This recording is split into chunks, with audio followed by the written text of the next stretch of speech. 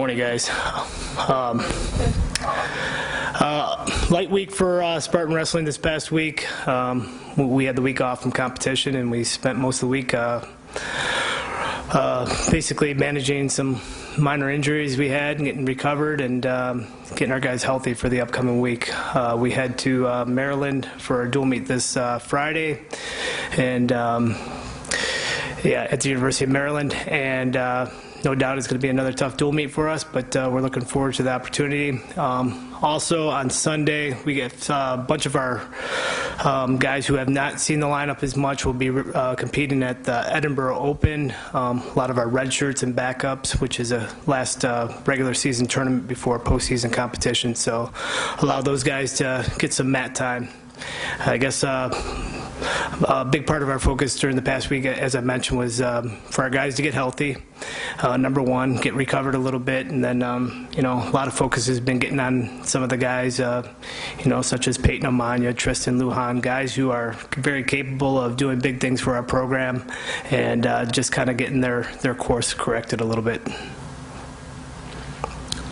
You mentioned being able to get some of the younger guys on the mat. How important is that for them to get reps and get prepared for what really is a tough wrestling conference here in the Big Ten?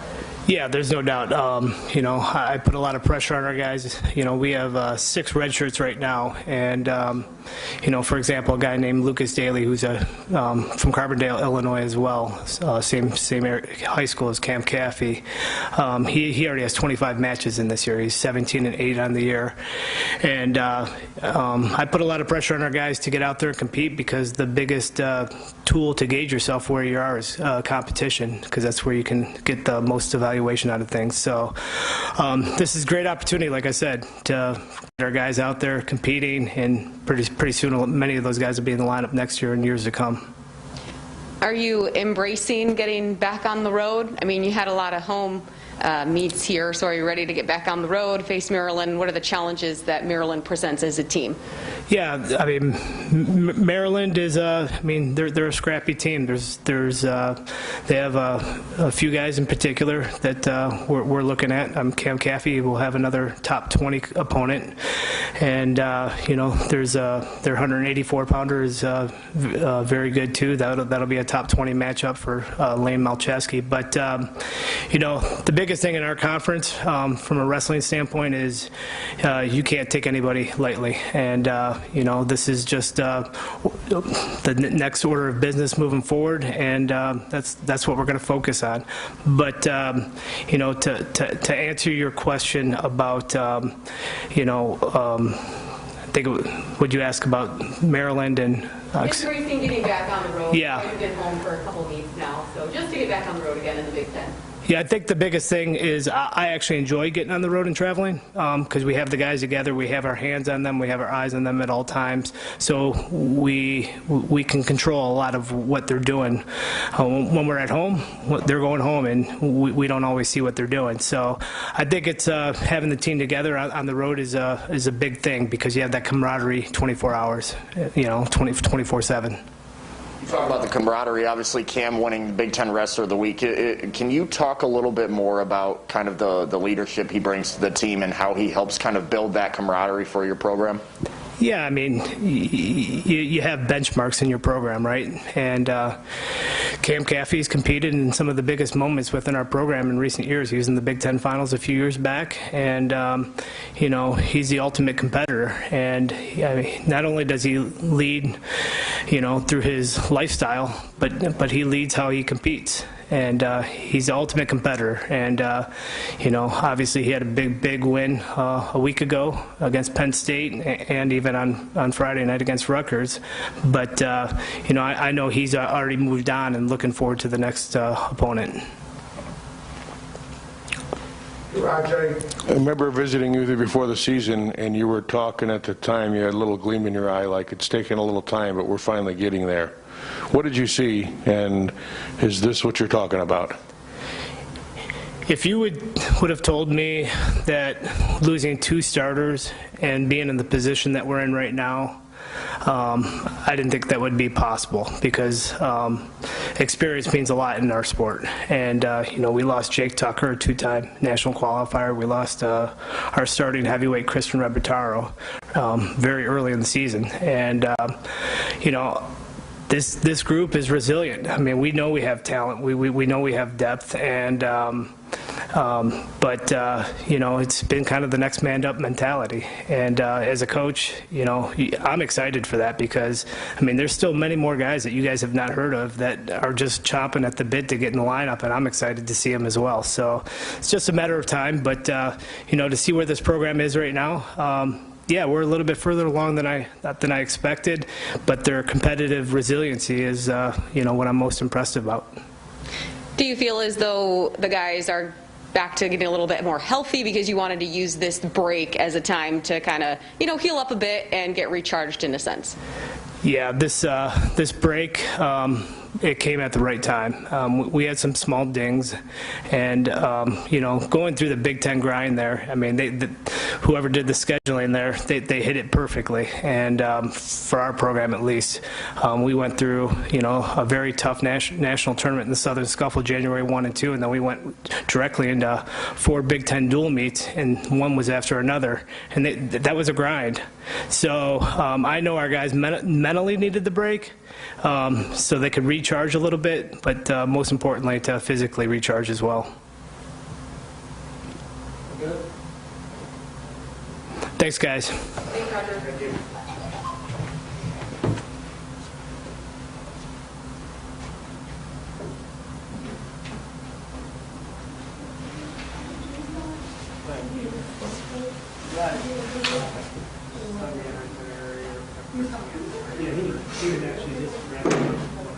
You were probably already asked this. What did you think of the guy?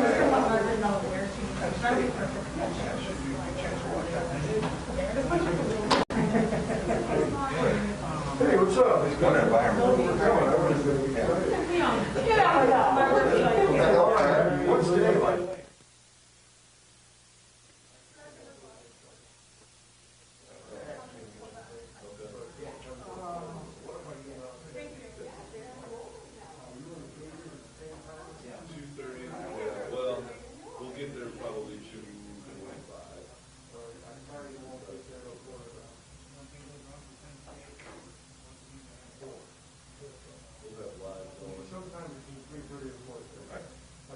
We'll be done right around 4. Might go a little late today, but okay. Outstanding. What's that? He's doing great. Yeah. We haven't seen live pitching yet, so. Everybody's good now. No, he's been doing pretty good. He has good ball, so. Yeah, that will show up. Yeah.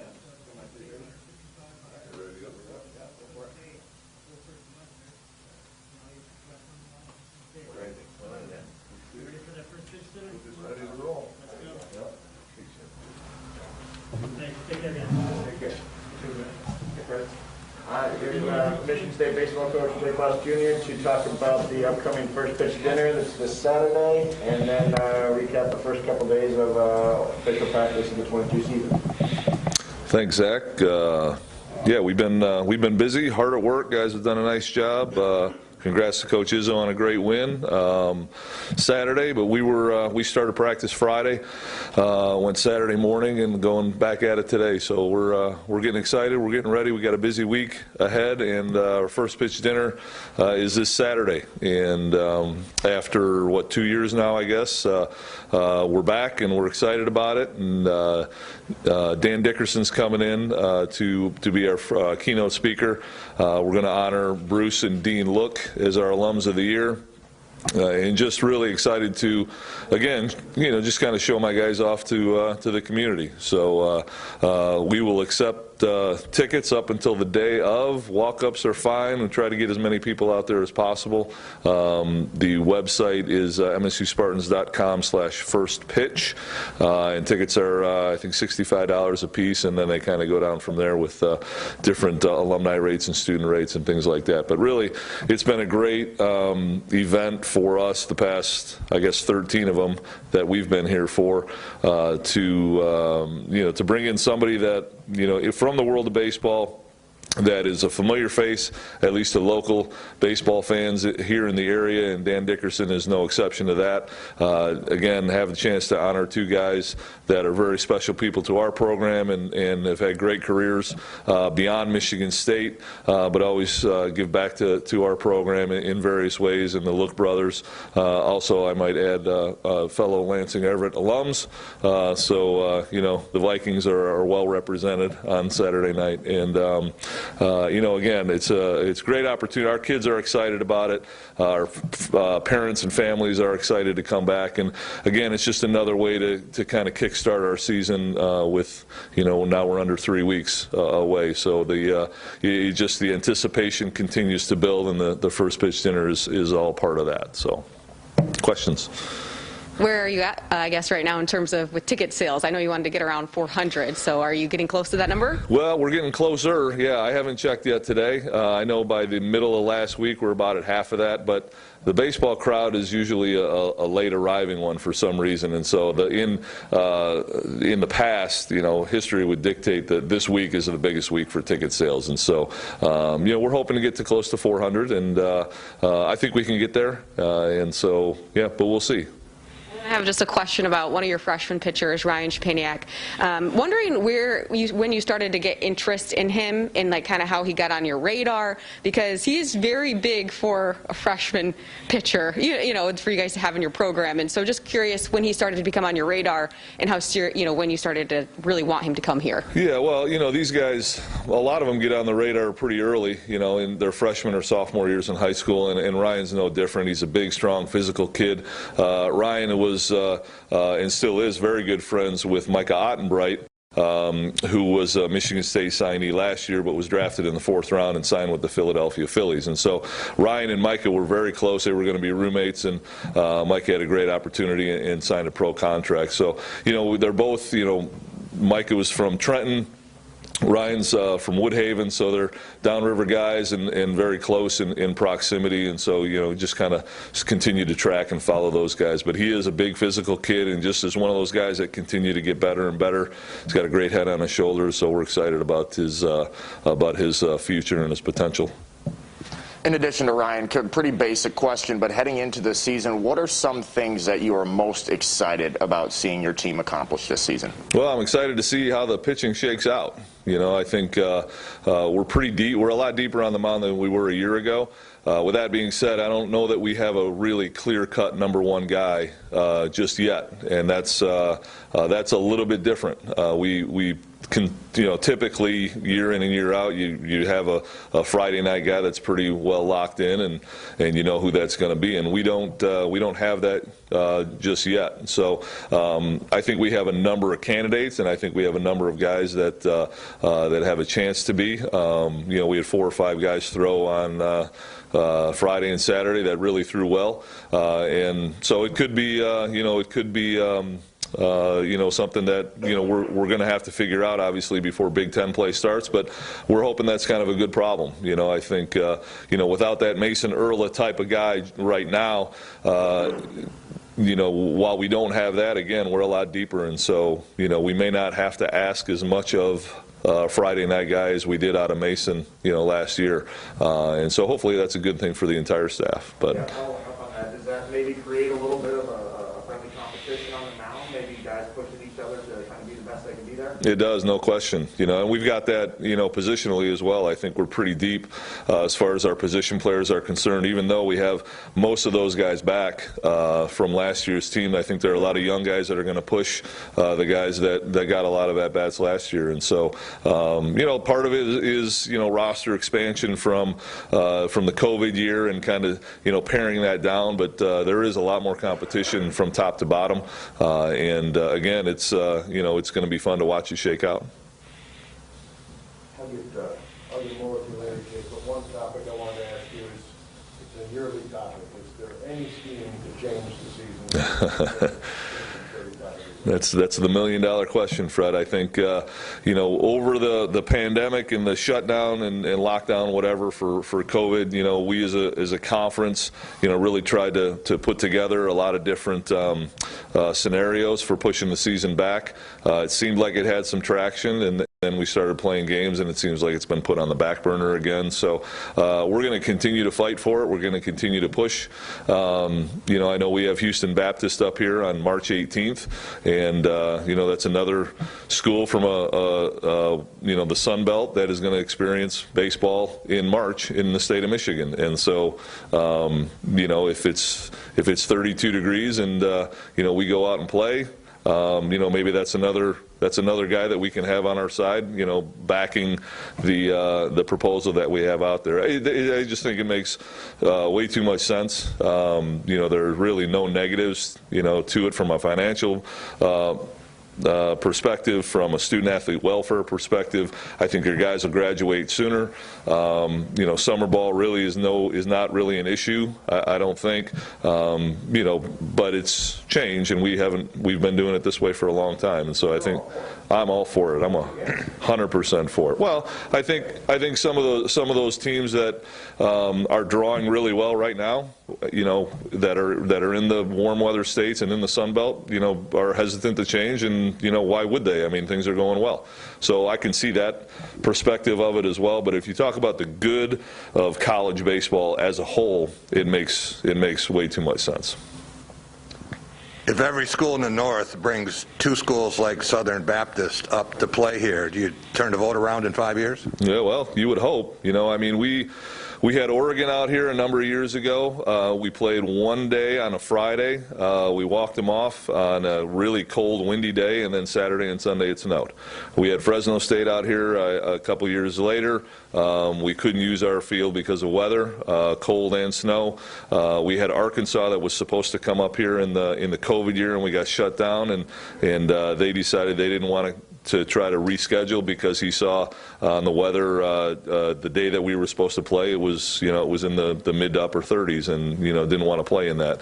And so we're trying to be as loud and as vocal as we can, and trying to make people aware, because if we don't, nobody's going to say anything. And so we try to I know other schools in our conference have had a number of teams up to play on their bye weeks. Our bye week, just happens to be a little bit earlier, and this was the opportunity for us. So, we're just trying to spread the word as best we can. I know no teams been back. Correct.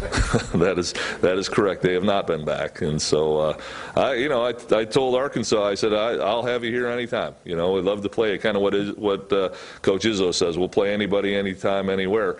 I don't know that everybody shares that same sentiment, because a lot of people don't want to play in the in the cold. And God forbid their team gets drafted by Minnesota or Detroit, or some of their players get drafted by Minnesota, Detroit, Chicago, whatever. Because if they get to the big leagues, they're going to have to play in it at that point too. So is that vote even close, or is that Southern Bloc impenetrable? We haven't even voted on it yet. No, it's been a kind of a grassroots effort. Started a year and a half ago, I guess, and we're trying to get it to a point where we feel like we have enough support that we can get it voted on. Anything else, Fred Foss? All right, thank you very much.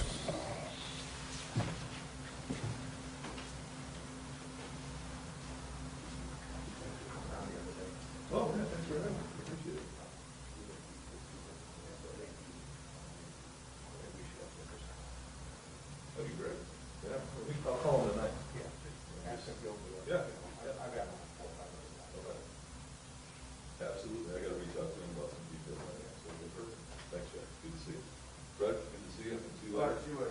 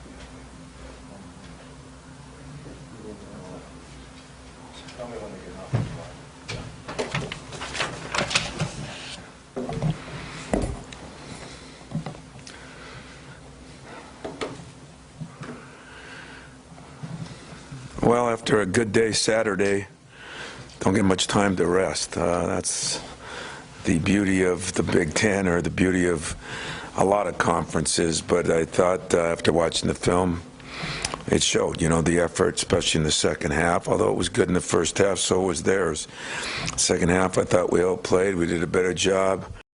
A little bit with turnovers, especially in bunches. We continue to knock those down. I think this team has a chance to become better and better, like I said 2 weeks ago. But now we're back on the road, and this is that stretch where we're 4 out of 5 on the road. 2 last week, a home game, 2 more. And it's against a different team in Maryland. They've had their ups and downs this season, but with wins over, Illinois, beating Rutgers, had them down 24 at Rutgers, and played both Wisconsin and Iowa right to the rim.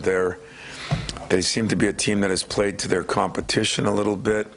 I think they got 3 or 4 players that definitely could start on a lot of Big Ten teams, maybe even ours. I mean, they have Ayala, who has been a thorn. Him and Scott have been a thorn in our side their entire careers. He's shooting the ball as well and as deep as I've ever seen. Fats Russell, the point guard, might be the quickest guard in the league. I watched the Rutgers game where those 2 guys went like 10 of 15 from 3, which is an amazing number.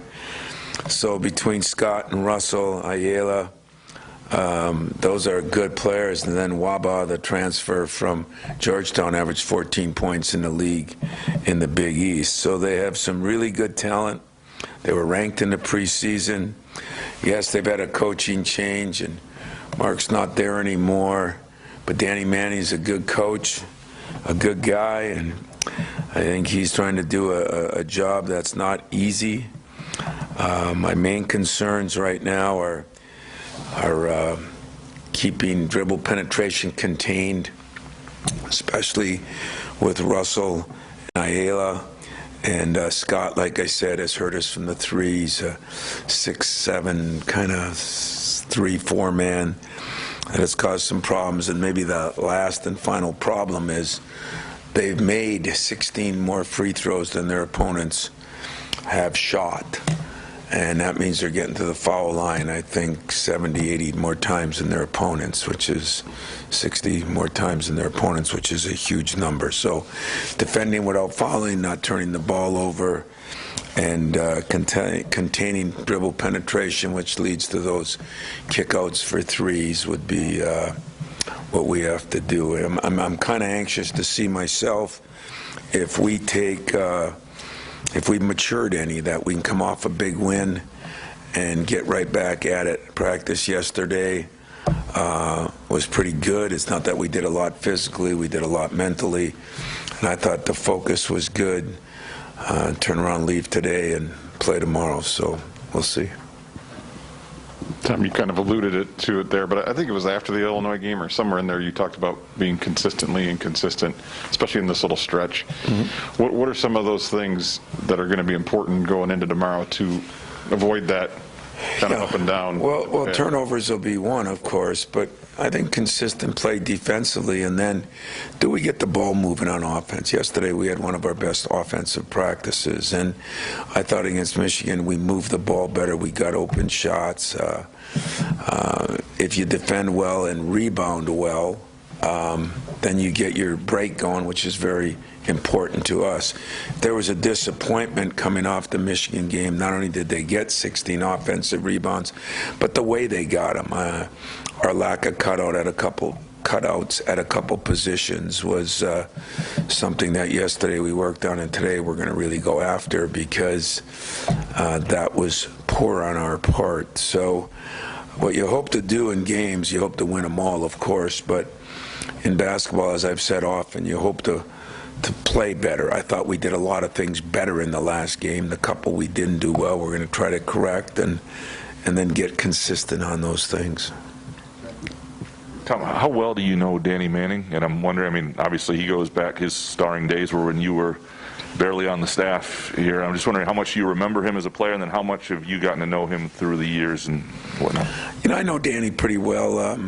You know, when he was at Tulsa and Wake Forest and even Kansas. I mean, great guy. I mean, Danny's one of the good guys who was a very, very good player. But, you know, talk about a tough situation to be placed in the middle of the year when you got a team that was ranked coming in, and then you got a team that has some players but has to put them together because you got a transfer point guard, you got a transfer center.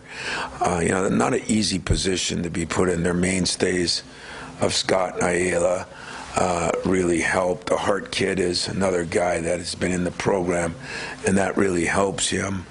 But as far as what they run, how they play, I think they're well coached. I think they were well coached before. It was a strange situation what happened, one that I'm embarrassed as a college, in our profession, that these things are happening during the year.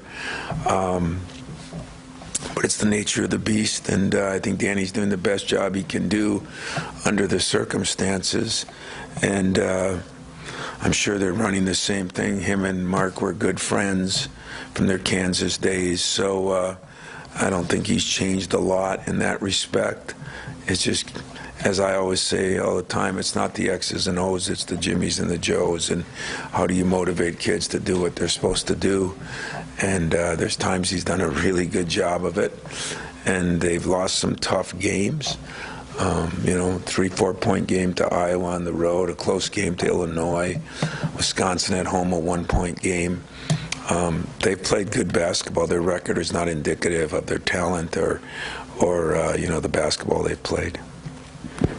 Tom, last year these guys just seemed like kind of a tough matchup for you personnel-wise. The rosters on either side changed enough that you're hopeful that, you know, it'll match up a little bit? You know, they lost the one kid who transferred to Marquette, but it's true. You know, it was a bad matchup for us. It's still not great, but it's better because I think we're better defensively. I think with AJ and Tyson, we're better equipped at the point, and Max and Jaden Akins, I think, better equipped to handle Ayala, who is a load. I mean, he's a very good player. The key matchups, I think, will be at our 4 spot with Joey and Malik and Scott, because Scott has been playing really well at times. He creates where he can shoot the 3, and he can take it to the basket, so he can do a little bit of both.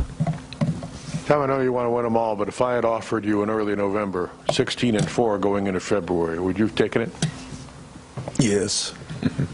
You know, I mean, I think I would have. You know, when I looked at our preseason schedule, you know, some things go up and some things go down. You know, Louisville's struggled, but that's a very talented team that was ranked going in. You know, Baylor and Connecticut have been everything you ordered. Kansas has been, you know, very good. I mean, it was a good non-conference schedule.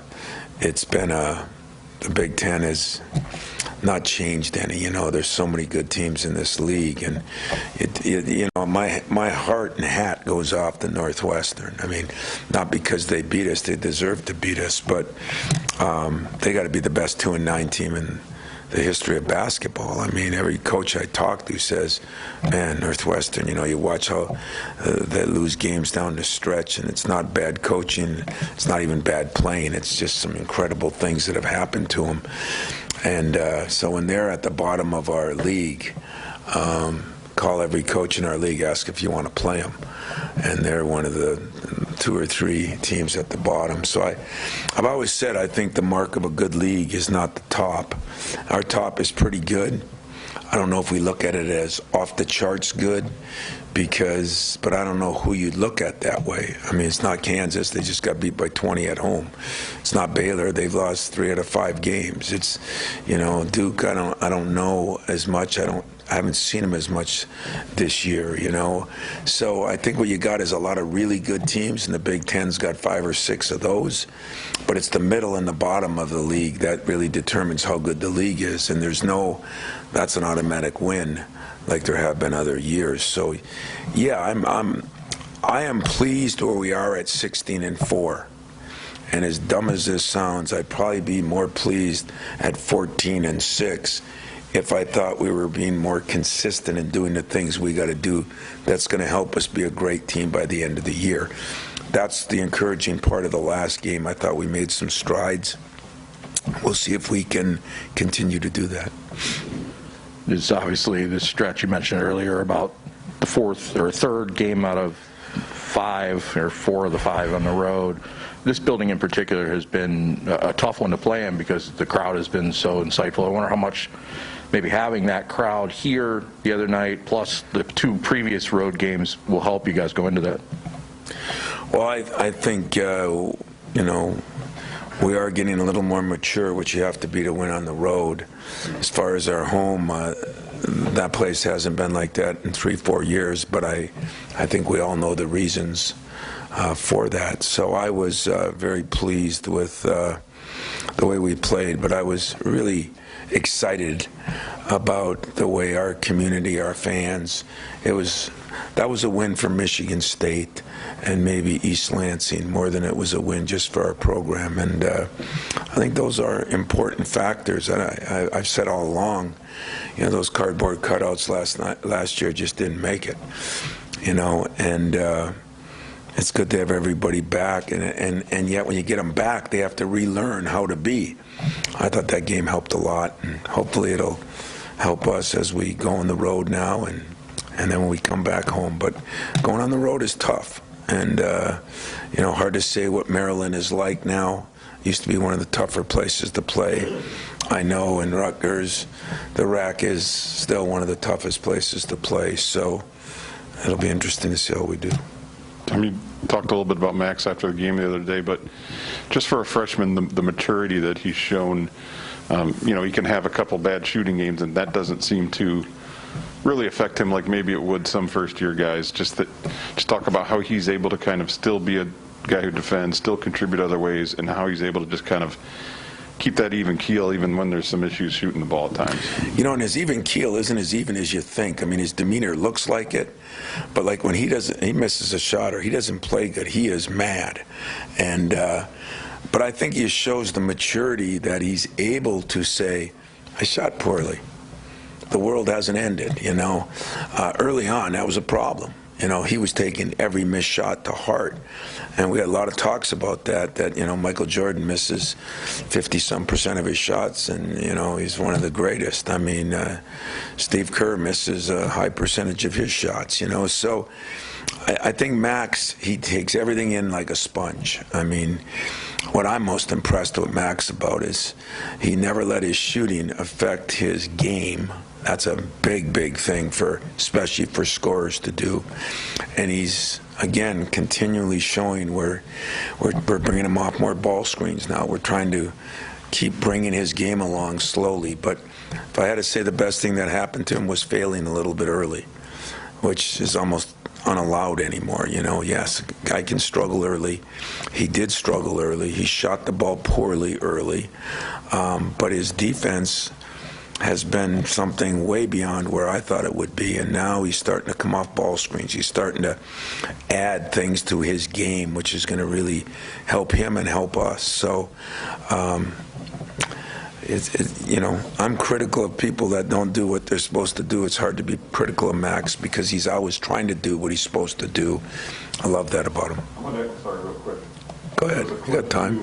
Late in the game the other day, him kind of talking, I think it was Diabate or somebody, kind of giving him, it seems like he had that image of the guy that's very calm, but that showed a little bit of fire in the guy that you probably don't mind that a little bit. You know, I kind of, when he was coming over and the ref said something to me, I said, what the hell are you doing? Then I found out a little more of the story.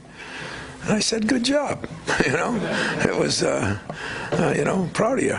So I do think that's all part of the growth pattern that God, I wish more people would allow these kids to grow, you know, fail and have some success, fail again, then have some success, and then get where you're more consistent, and that's the way it's supposed to be, you know. I think the hardest thing is the kids that don't fail early, if you want to call failing starting playing 30 minutes a game, but he wasn't playing as good. He wasn't shooting the ball as good, I should say, and it's fun to watch those guys grow, but if you watch Max around here, I told you then he was shooting 25% from the three. I said he's the last guy I'm worried about, and that's because what he shows me every day. So hats off to Max.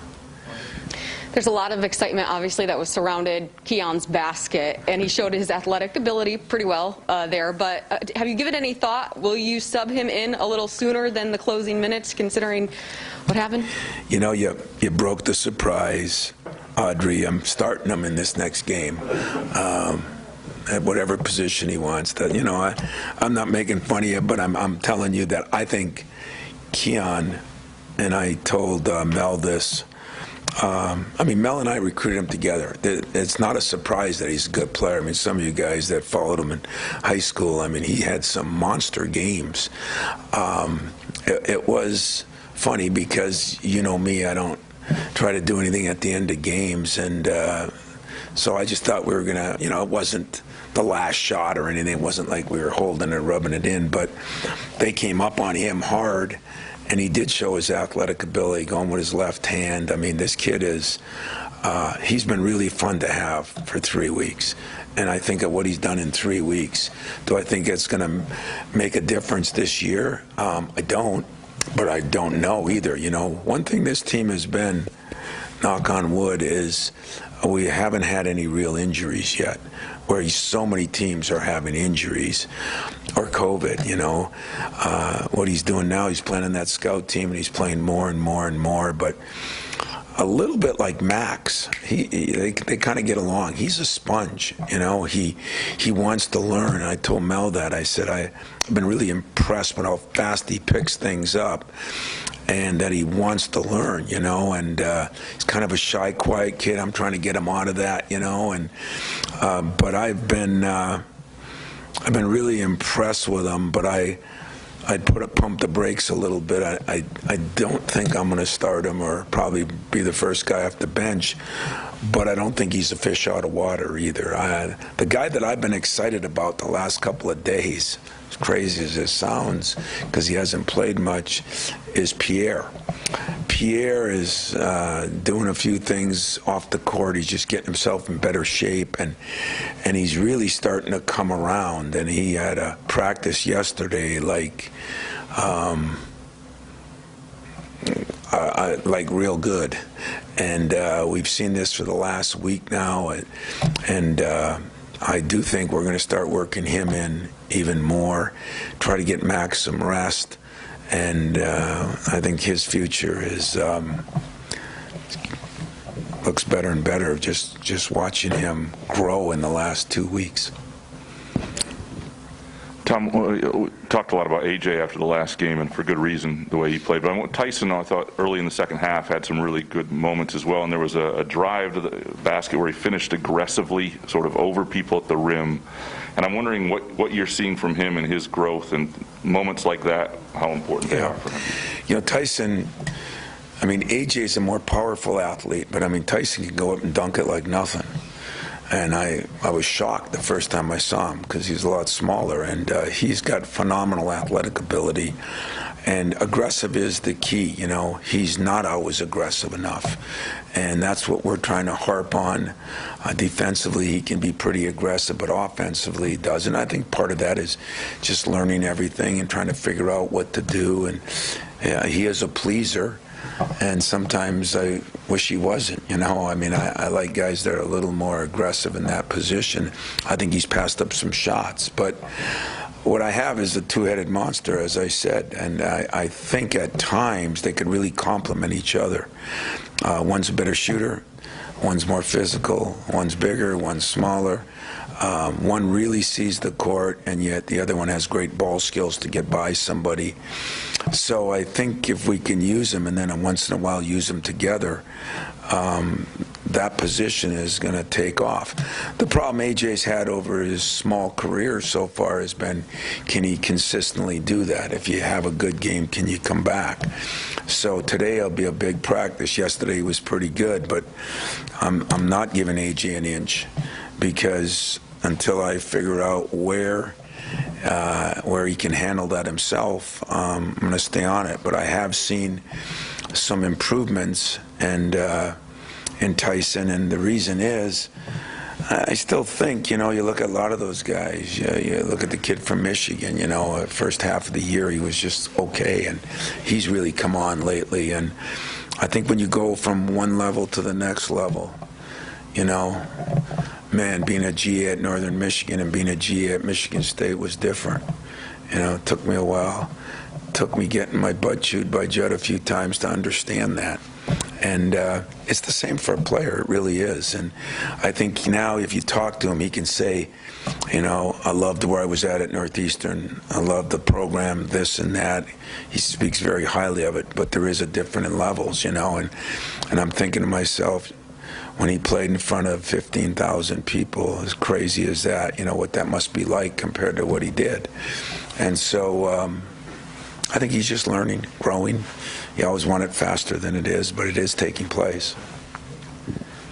Tom, hopefully not too similar of a question, but I want to ask about the point guards as well. It seems like a lot of times over these last couple of weeks it's been one or the other guy, maybe it never, not never, but rarely both. Mm-hmm. What do you want to see in practice to tell you that maybe you're getting there, or what's that balance dynamic been like where, on the one hand, it's nice because you got a fallback guy, somebody is not, but on the other hand, you probably want both, Yeah, I definitely want both. I agree. And what I want to see in practice, I want to see them both step up. The beauty of those two guys, I don't know if it's because they're both from, Philly, New Jersey area, this, that, and the other thing. The beauty of them is they are tighter than thieves. They're really good friends.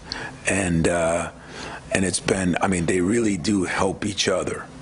And that in competition is a good thing, It'd be like having two quarterbacks, although the difference is sometimes the backup doesn't play.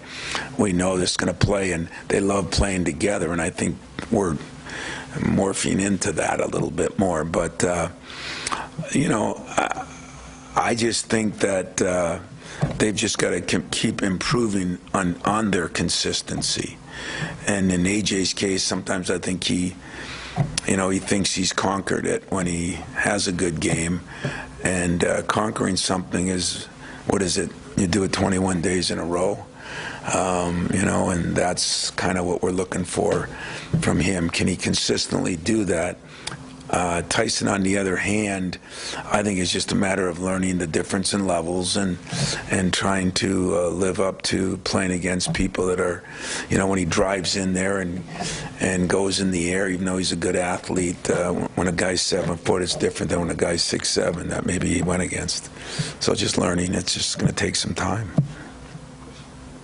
I know they got into foul trouble late, but what did you see looking back on the defensive job that Marcus and Julius did in that game? And were there things that can translate against Dickinson to the big guys you face here in the next few weeks?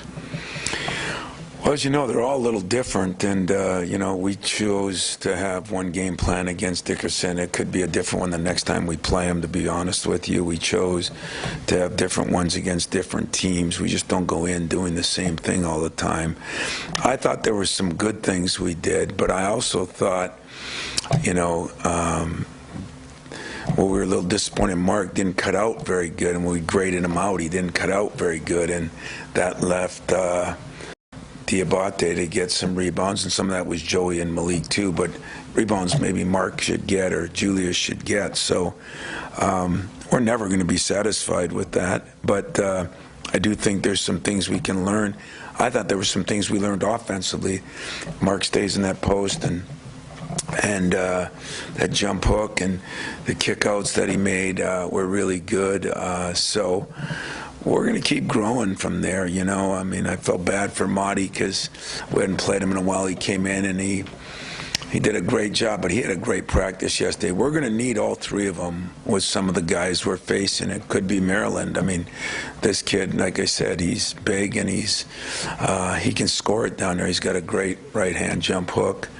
And but I can't say we did a great job on Dickinson because he had 25 points or whatever, but whatever he was, 8 for 19 or something like that, 8 for 19. You kind of take that, especially when it's the center, as long as everybody else isn't going crazy. What about the energy level of those two? Well, now that I would say is a very good point. I had to tell Marcus to sit down 3 times, and then I said, what the hell am I doing? Stand up, Marcus. I've been waiting for 3.5 years for this. You know, he was very energetic in the huddles. You know, it's fun to watch people grow. You know, we just don't get enough chance to do that. Marcus is growing, and we're all. I'm disappointed when it doesn't happen the first year, so I can imagine what fans are. But everybody does it at a different stage in life, and his energy level there, him diving on the floor, you know. I said, God, I just wish you would have had a floor burn so you'd have something to show for it so you wouldn't forget how to do it, because it's probably, I don't know if it ever happened before, and I'm really not making fun of him. I loved it. You know, and a lot of people, former players, actually text me about it, and that was good. Maybe Mark learned something that he can get accolades doing other things, you know, and so we're gonna see how that works, but I was pleased with both him and Ju and their energy levels. So yeah, what they played is one way, but their energy level was definitely good. Go ahead, Jack. I'm going to change subjects. I've had enough basketball. Go ahead. Pitchers and catchers don't report for a couple of weeks, do they? Go ahead, Jack. 11 days, 14 hours, lockout. Oh, good, lockout. Tom, I know rebounding is an effort thing, but do you have to coach it any differently now with so many threes, so many long rebounds? Yeah. Guys getting it 12 feet from the basket. Yeah. That's a good point that we talked to my staff about, and you know, like I've done what I think is a great job of taking blame when I do. You know, like I'll tell a player, hey, you know, because you're an All-American, that doesn't mean you do everything right. And if you're in the Hall of Fame, that doesn't mean you're always perfect. And I don't think we did a good job as a staff, as a me, of realizing it. And DJ kind of came up with something, let's put a deal at the free throw line, a dotted line in. So the number of long rebounds, like against Purdue, our cutouts were really good as far as grading. And they get 17 offensive rebounds, I mean, against a Northwestern. And it is because of that. It's a new era that you're getting some teams that are shooting 25 threes, and if they're clanging them, they don't just stay around the rim. And so more guard rebounds. We've been a team that usually gets our point guard to the outlets. Now we got to keep them in. We play war now. Our point guard's involved in it, where he used to be just going out to get the outlet. That's a very good point that you should have called me a month ago, and then I would have done a better job. I wouldn't have had to take blame in front of my own team. But we did take blame for that. We did feel like we didn't do as good a job, and we're trying to address that now. And in the last game, it wasn't the long threes that hurt us as much as maybe poor cutouts inside. But for the most part, there's been more than 3 or 4 games when we were not getting defensive rebounds that was the reason. So good for you. That was good. This may be a reach. Baseball. No, football, your favorite sport. This may be a reach, but I don't know if you got to know Matt Stafford in any of your bocce ball events or anything, but you're a big body language guy. When you see how he reacted in Detroit, never made an excuse, just kept his head on straight, never threw anybody under the bus, and now this is his reward. Does that resonate with you? You know, I sat there and watched the end of that game last night. We worked till about 9 when I got home, and he showed his family up there, you know, and his wife, and he came to, I think, 2 games, and I didn't know him very well. I met him once. But I watched what he did when he left the Lions, and the class and the way he handled that, to me, was he's getting exactly what he deserves. And how good a quarterback is he? You know, everybody's going to debate that. But I thought he played very well the stretch that I watched last night. But I am happy for Matt Stafford, the person. You know, it's something that I'll use with my team. I saw one of his interviews. We're going to play that for the team. You know, there's always things you can pick up. And Matt Stafford would be one that he showed class when he was at the Lions. He showed class when he left the Lions. He hasn't ballyhooed himself. You don't see him talking about himself. He does his job. And yet, body language, when you watch the number of players that came up to him when he was supposed to get his interview, I look at that as the ultimate compliment. You know, they had an appreciation for what he's been through, and that was cool. I enjoyed that. Tom, sorry to shift things back to the basketball, but I wanted to ask this: when you look at the film of Maryland this year and that transition from Mark to Danny, have you seen that Danny's put his own spin on things, or are they basically keeping the exact same concepts that they had from that first 8 games? I know you're new here, but that UP accent is killing me right now. I gotta get that thing straightened out here. But you know what? I think Danny's trying to do similar things. I mean, you can't change the players, but like I say, it's not all in what you're running. It's kind of how do you motivate people to do what they're supposed to do, and if you can consistently do that. And I think they've been a little up and down probably in his mind, but they seem to be up for the big games, and that's what concerns us. We looked at that this morning as a staff, but Danny's had some good teams. He's been involved in some great teams as a player, has great teams as an assistant. He won big at Tulsa, struggled a little bit at Wake Forest at times, but so did everybody else, you know. And so I think he's a good fit, because it's got to be hell on wheels out there when you change coaches in the middle of the year. And I think that there's been a smooth transition. I think it helped that him and Mark were good friends. So it wasn't like one was backstabbing the other, and yet the difficult situation. I have not seen a lot of change, but I can't say that I watched film from way back either, because when there is a change, you focus in on these 8 or 10 games, 6 or 8 games that he's been the coach. So I do think they've played some teams really well. They've won a couple big games. They've lost some tough games, and I'm sure this will be a big game for them. But it now, when you get near the second half of the season and you're in the the hunt, you're in the world. There's still a lot of games left. I mean, I heard somebody say on TV last night in the Big Ten, you could lose a game if you don't handle it right. All of a sudden, you lost a month, and that can happen. And it could happen to us. It could happen to a lot of teams. So every game's a big game for us now, because we put ourselves in a position where, at the halfway point, we have a chance. My goal here every year is to win a Big Ten championship. But my real goal is, with 2-3 weeks left in the season, to be mathematically have a chance. Well, we're not quite there yet, but we're getting closer to that, and that's what we're going to try to do. Any memories of Danny from that 86 game? My only memory from that 86 game is telling Judd the clock wasn't starting, because that was my job, keep an eye on the clock. And he telling me to, I'll just say shut up. Okay, I'll make it easy. And then I said, the clock's not running.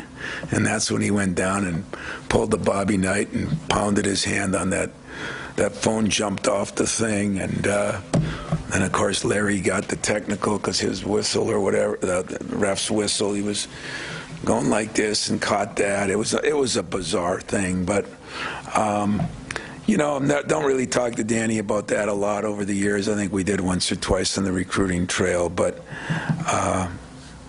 no, I think the clocks have been fixed, so I think we'll just try to win the game and not worry about the clock. So you guys have a good time, and we'll try to go out there. And the weather, who knows about the weather? Anybody check the weather? We're going to have trouble getting back, I think. That's the problem. Oh, really? There, it's fine, but the snow's coming here Wednesday. Oh, really? We might just stay out. We might just go straight there. Stay out there if that's not the case, maybe. Huh. Nice excuse for your wives. I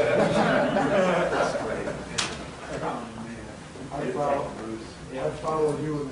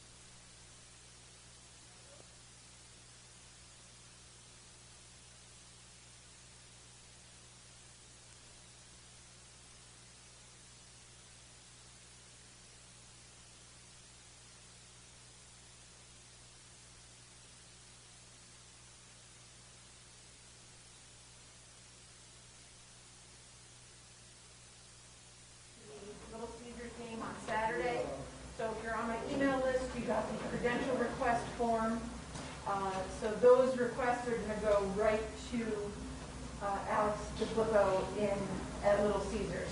We don't handle the credentialing. So if you need that link again, please let me know, but we'll get that for you. And we'll bring Coach up in a second here.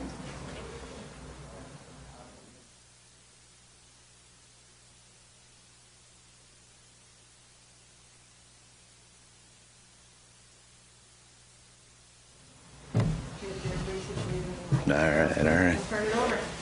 Yeah, we had, it was a good week off, and you know what, we talked about it last week in terms of it's a good time for it or bad time for it, doesn't matter. Schedule is what it is. So we went Monday, Tuesday, took Wednesday off. We would drop down to a lower hour week, so we had to take 2 days off. So we took Wednesday and Sunday off, and then Thursday, Friday, Saturday got after it, and got a few days in the weight room. Some good time on ice. Worked on some stuff, and the guys were done before the basketball game on Saturday, so they could get over and check that out. So they really had most of Saturday off, all day Sunday, and should be ready to come out today and get ready for Minnesota. So big road trip for us.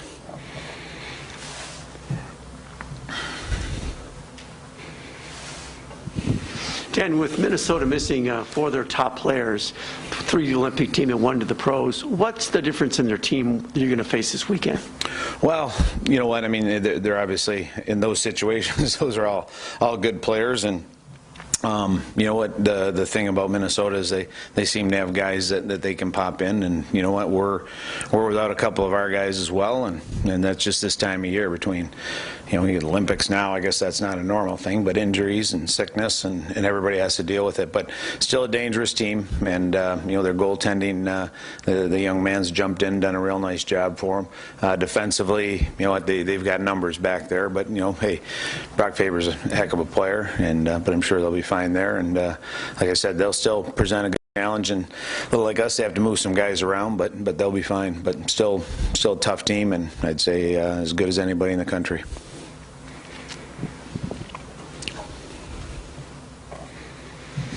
Were you watching the football last night? I did not watch, but I did see the commercial. So that's what I was going to ask. Did you know that was coming? Did you know anything about? No, I didn't, and my phone was blowing up last night. Every family and friends and alums and stuff. So it was kind of cool. So yeah, I did catch it, and then Paul Shager sent an email out about it, and it's good, just relationships that they have, and a little product placement. So yeah, it was real nice to see. Changing back to hockey, like you said, not knowing whether the break is good or bad, and I guess you find that out. But is it a moment to exhale and sort of separate the season after a losing streak and say this is a new stretch? Yeah, I think so. And when I looked at it, the season at the beginning of the year, I kind of liked the way it broke out. We had a lot up front. We went 8 straight weeks plus the U.S. team, and that was a bit of a grind early, but that was good. And then break. And then going into Christmas, we had about 5 weeks in Christmas break, and then we went for a bit now to get a little break, and then finish with 4 weeks in playoffs. So I liked where it was at, and with guys being out, we've had to, different guys on the run have had to move into different positions and do some things. So we were able to work in some areas last week, and I thought they were getting more comfortable against Ohio State, and whether it was power play or penalty kill, or even 5-on-5 if you're jumping into Louis' spot. So we're able to work on some of that stuff and do it in a fresh manner where we've got energy, and we're not conserving things for the weekend. We got to rest after we're done with practice. So real productive week, and like I said, we're able to keep the pedal down in terms of conditioning, and hopefully it'll work to our advantage. 2 things, Danton, on the quicker order. Is Lewandowski still day-to-day, or are you facing the rest of the season without him, or where does that stand? I'd say more week to week, but we're optimistic that we'll get him back for some of these series towards the end of the year and playoffs. So he's back on the ice a little bit, and Andy Hosler is a great medical guy. He's working him through his paces, and like I said, hopefully sooner rather than later. So yeah, we're optimistic to get him back for a little bit of the season. I don't think so, no. What does he have? What's that? What does he have? Injury. He has an injury, lower body injury. Okay. Is this team reeling right now? How badly do you need it? Well, you know what? I guess the only weakness you can have is in your attitude, and I think if you look at it that way, then it is, and you have to address where you're at, and you have to be rational about it. But you know what? We've played a couple good games last week, and I'd rather look at that and kind of see some of the things that we've trended towards. And even Saturday night in Wisconsin, we had a 2-1 lead late, and we're playing well, and 5-minute power play kind of took that away. I think we did probably 5 out of 6 periods. We're pretty darn good against Ohio State, which is a real good hockey team. So my attitude or my approach to it is that we're close to getting some things done, and don't hesitate when you get there. A lot of people get to the chance to do something right, and then that's when they hesitate and think, okay, well, we've done enough. Well, we haven't. So I tend to approach it never in that situation, and we've got a chance to do something on Friday night, and that's what we're working towards. Dan, you kind of touched on it a little bit there, but when you look back at that Ohio State series and you got like a Friday game that didn't go so well, but that Saturday game felt like played well enough to win. Now in preparation, like which one of those games do you maybe focus on more in preparation for this week in terms of looking at the film and talking to the team? Is there a sort of dynamic there at all? Well, two things. One, I think we kind of go over the weekend before on Monday, and that's our day to look at ourselves and see what we did well, what we didn't do well, what we did okay and could have done better, how we managed what we wanted to accomplish, and we take care of that, and then we move on to the next series, which was Minnesota, although it was a week out, so we spent a little more time on ourselves. I just disagree slightly with you. We had 29 shots over the last 2 periods against Ohio State, which is a pretty good hockey team, so I don't think Friday was a throwaway at all, and even the first period, being outshot, I thought we managed it fairly well. So I think if you just look at it from well, this is the shots in the first period, or this is what the score of that, you can fool yourself, and I think to the uneducated sometimes that's the way you look at a game. But we have to kind of dig a little deeper in that, and then building on that, I thought Saturday we did an awful lot of things right. So you want to address the things that you're not doing well, regardless of if you play good, bad, or indifferent. You want to build on the things you're doing well. So really the approach doesn't change. It's just you have to be real frank about it. And there's things that we did better on Saturday that we have to continue to do. We broke out better. Our secondary plays and breakouts were much better. Neutral zone offense was much better. We want to continue to do that. We managed the game real well, which meant our forecheck was better, and we spent more time in the offensive zone. So statistically, there were some things that were flipped almost 100%. And that's offensive zone time. That's Corsi stuff for and against, and those are the things we want to build on. So again, if you're moving forward, keep moving that way. Coach is trying to stay out of the way, but we try and learn from every situation. And I do think, hey, like I said earlier, trending.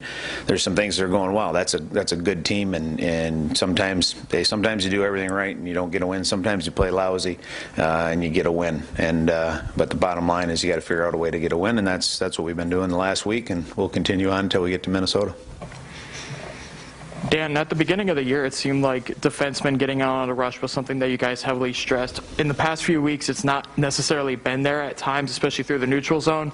You're still getting that defenseman scoring, but is that something that you're going to need to have more readily available going into this series and into the final month? Well, in terms of saying it's not, if they don't score, it doesn't mean that they're not there. We had several real good rushes where we were 4-on-2, 4-on-3 especially Saturday night and the last 2 periods on Friday. So I don't think that had gotten away from being an emphasis. It was there. We just didn't get anything. I was just watching a couple where I saw the D-men were leading it, and actually they had a play to a forward trail in it, and it was something we were talking about, is just recognizing on that rush, if you're the trail guy, yeah, you're pulling the trigger. If you're a lead guy, using the forward there. But no, I thought we did a decent job. I thought Saturday did a really nice job, and especially Dennis late in the game in the 3rd period, and his ice time was good through the first 5 periods, so we were able to extend him quite a bit. I think he played just over half the 3rd period, but he did a really nice job recognizing if it was a rush time to join in, and if not, conserve his energy. And hey, sometimes it's just the right play to get it behind the D. But I thought the guys, again, we had opportunities, scoring chances. Saturday night was probably one of our higher scoring days. Once we start getting around 20 scoring chances, that's a lot for us. And to get there, our D have to be involved. Coach, I'm wondering how much attention you've paid to the situation going on with the Coyotes and the possibility of them playing in Tempe at Arizona State's campus. So we could probably talk about all day about whether it's good or not for the league itself, but for college hockey, does this maybe provide the chance for more exposure to college hockey, especially in an area where maybe hockey isn't the biggest yet? I probably, like you said, how much time I spend on it, probably not, probably less than you from the sounds of it. It's a weird situation. I mean, yeah, hopefully if that does come, then you want it to be a positive for college hockey. And I think anytime hey, that game's on, or we're playing at Duel in the D and you're talking on national TV and in big markets about college hockey, then it's a positive. Guys going to the Olympics, I think that's a positive for college hockey. The percentage of guys we have playing in the NHL now has just grown and grown since the 80s, and we're about a third. I think that's a positive. So yeah, anytime something like that, and this is just, again, without thinking about it, it has to be a positive, and that's it's good for college hockey. It's good for Arizona State, and hopefully, I hope it's good for the Coyotes. Dan, I want to take you back to the end of the regular season last year when the team was also on a 6-game losing streak heading into the Big Ten tournament. How would you maybe compare the mood in the locker room right now on a 6-game losing streak compared to when it was last year around that time? You know what? I mean, without looking back on the notes, like I said, I think the way you control things is how you attack them and how you get after them. And win, lose, or draw, you get to your Monday, you move forward, and you try and figure out, like I said earlier, things. I thought our guys had a great week of practice. I think they were grouchy. I think they were ticked off about losing on Saturday night, and I think that's a good demeanor to be. So we're taking care of that now. Worrying is praying about things that are going to happen in the future, and regret is praying about things that happened in the past, and you can't do a frickin' thing about either one of them. We can take care of where we're at right now, and like I said, I had a good room and guys that work extremely hard, and they're a prideful bunch, and they worked. If any indication of how they worked last week is how they're feeling, then I like how they're feeling and how they're thinking. I'm not a big stat guy, but I heard one the other night, if I heard it correctly, that you lead the nation in shots and given up, if that's true, and what that means. Well, one, that's something, you don't want to give up a lot of shots. I guess that's one thing. But again, I tend to kind of go more towards, and I go through every game this way, just scoring chances and where those are at.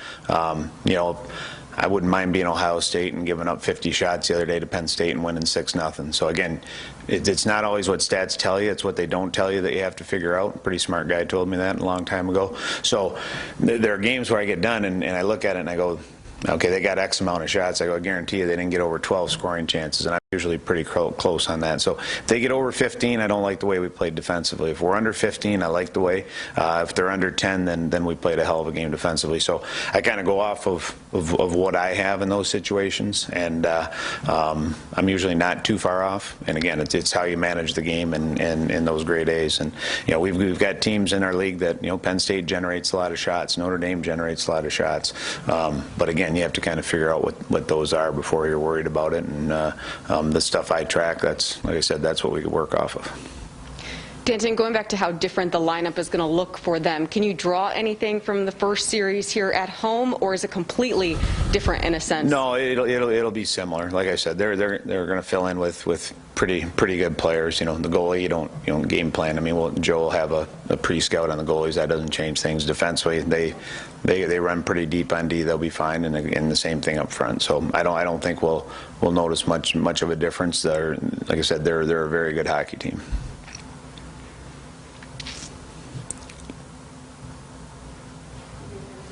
It was good.